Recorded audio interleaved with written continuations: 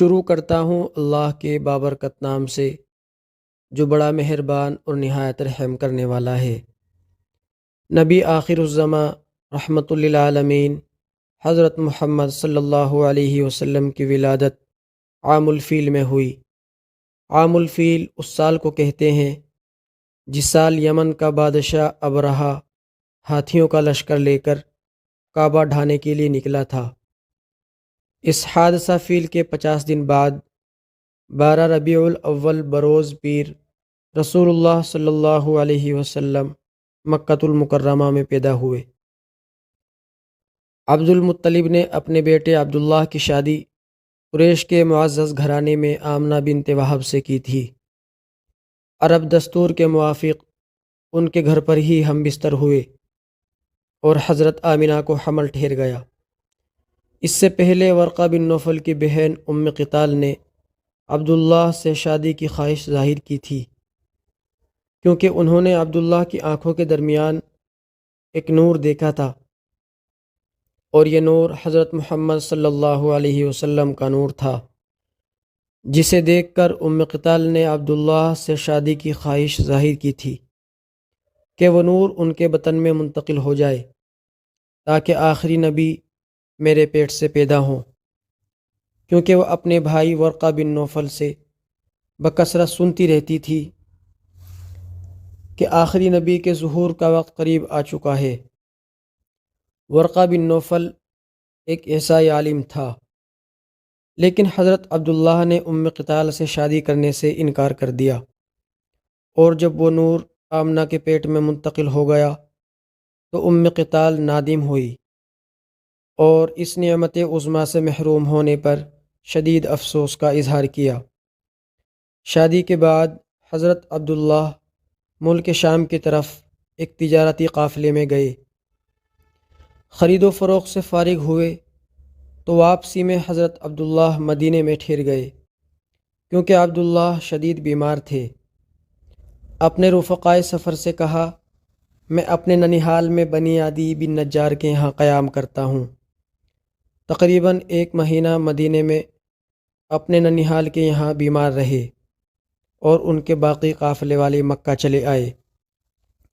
عبد المطلب نے حضرت عبداللہ کے بارے میں ان سے دریافت کیا تو انہوں نے کہا عبداللہ بیمار تھا، مدینے میں اپنے ننیحال کے یہاں ٹھہر گیا۔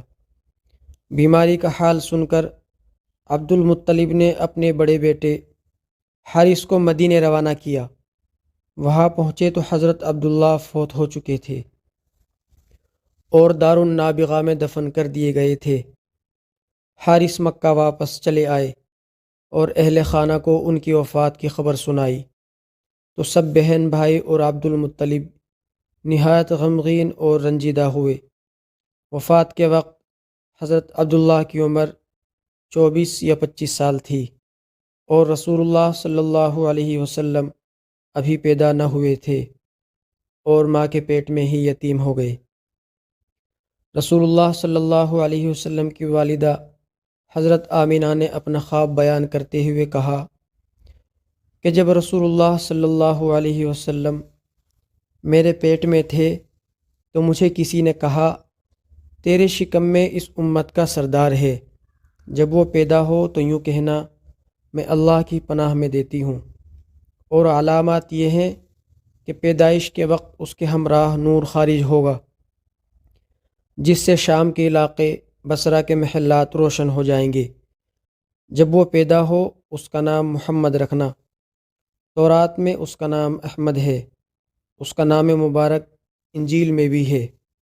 حضرت آمنہ کا بیان ہے کہ جب رسول اللہ صلی اللہ علیہ وسلم میرے پیٹ میں تھے تو پیدائش تک مجھے کوئی گرانی اور مشقت محسوس نہیں ہوئی، اور پیدائش کے وقت آپ صلی اللہ علیہ وسلم کے ساتھ ایک نور خارج ہوا جس سے مشرق و مغرب منور ہو گئے۔ پھر آپ دونوں ہاتھ ٹیک کر زمین پر آئے، پھر مٹھی سے مٹی اٹھائی اور آسمان کی طرف سر اٹھایا۔ بعض راویوں نے کہا ہے کہ 2 زانوؤں کے بل رسول اللہ صلی اللہ علیہ وسلم زمین پر آئے، اوپر کو سر اٹھایا اور آپ کے ساتھ ایک نور خارج ہوا جس سے شام کے قصور و محلات اور بازار روشن ہو گئے، یہاں تک کہ بصرہ شہر کے اونٹوں کی گردن نظر آنے لگی۔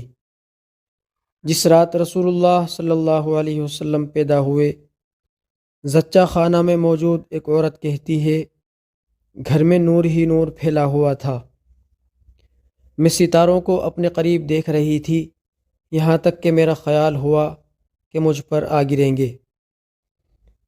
پیدائش کے بعد حضرت آمنہ نے ایک کنیز کے ہاتھ عبد المطلب کو پیغام بھیجا کہ آپ کا پوتا پیدا ہوا ہے، تشریف لائیے۔ جب عبد المطلب تشریف لے آئے تو والدہ آمنہ نے ان کو اپنا خواب، نور کا واقعہ اور نام رکھنے وغیرہ کی سب باتیں بتا دیں۔ دادا عبد المطلب اپنے پوتے کو لے کر خانہ کعبہ میں حبل بت کے پاس لے گئے، کچھ دعا مانگی اور اللہ تعالیٰ کا شکریہ ادا کیا۔ حضرت ابن عباس رضی اللہ عنہ سے روایت ہے کہ رسول اللہ صلی اللہ علیہ وسلم ختنہ شدہ اور عامل بریدہ پیدا ہوئے، یعنی کوئی گندگی ساتھ میں خارج نہیں ہوئی، بالکل صاف شفاف پیدا ہوئے۔ عبد المطلب کو بڑی خوشی ہوئی اور فرمایا، میرا بیٹا عظیم الشان ہوگا۔ قریش کے یہاں ایک دستور تھا کہ جب ان کے یہاں کوئی بچہ پیدا ہوتا تو قریشی عورتوں کے سپرد کر دیتے، وہ اس بچے پر مٹی کی ہانڈی اوندھی ڈال دیتی۔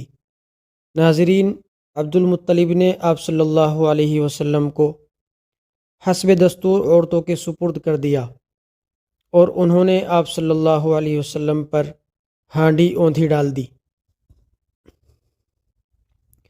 صبح سویرے انہوں نے دیکھا تو ہانڈی کے 2 ٹکڑے ہو چکے تھے اور آپ صلی اللہ علیہ وسلم آنکھیں کھولے آسمان کو دیکھ رہے تھے۔ قریشی عورتوں نے عبد المطلب سے کہا، ہم نے ایسا بچہ کبھی نہیں دیکھا، ہم نے صبح دیکھا تو ہانڈی 2 ٹکڑے تھی اور وہ آنکھیں کھولے آسمان کو دیکھ رہا تھا۔ عبد المطلب نے کہا، اس کی خوب حفاظت کرو، مجھے امید ہے کہ میرا پوتا عظیم الشان انسان ہوگا۔ 7ویں روز عبد المطلب نے کچھ جانور ذبح کر کے پورے قبیلہ قریش کی دعوت کی۔ کھانے سے فارغ ہو کر انہوں نے عبد المطلب سے بچے کا نام پوچھا تو عبد المطلب نے محمد بتایا۔ انہوں نے کہا، اپنے خاندانی ناموں سے ہٹ کر یہ نام کیوں تجویز کیا؟ عبد المطلب نے کہا، میری خواہش ہے کہ اللہ آسمان پر اس کی تعریف اور ستائش کرے اور زمین پر مخلوق اس کی تعریف کرے۔